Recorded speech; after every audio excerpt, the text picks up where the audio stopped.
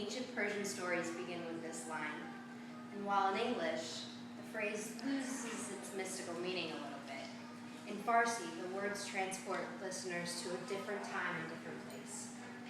I can still distinctly remember the stories that my father would tell me that would begin with this phrase, and each time he began, I would just be taken to this place of mystery or adventure, terrifying feats, whatever it was.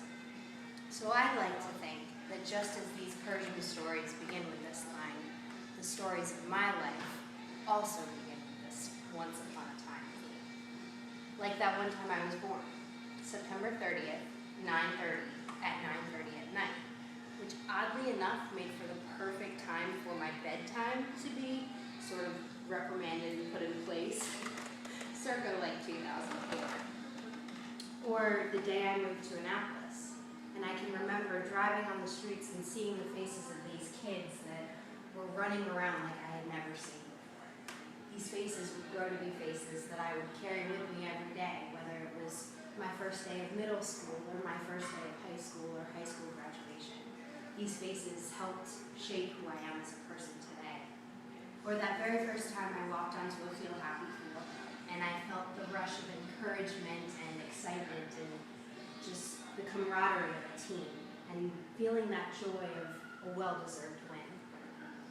Or when I got my first college acceptance letter, it was as if all of my hard work had paid off, that I was being recognized, that I was going to college. Or the very first time I got my first tattoo. It was this mixture of pain and excitement, and then inevitably the, oh man, what are my parents gonna think? Or the very first time I walked into church, and I realized that Jesus was an essential part of my life, someone that I carry with me everywhere I go, that has just brought me through countless times and really solidified who I am as a person and what my goals are in life.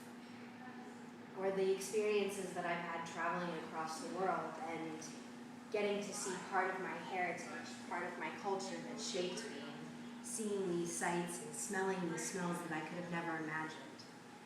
It's all of these little moments, just glimpses of my story, have just accumulated into my life that began with the Ekibuhi Ekinamu. And just as my father's stories used to begin with this line, I'd like to think that my story also begins with this line.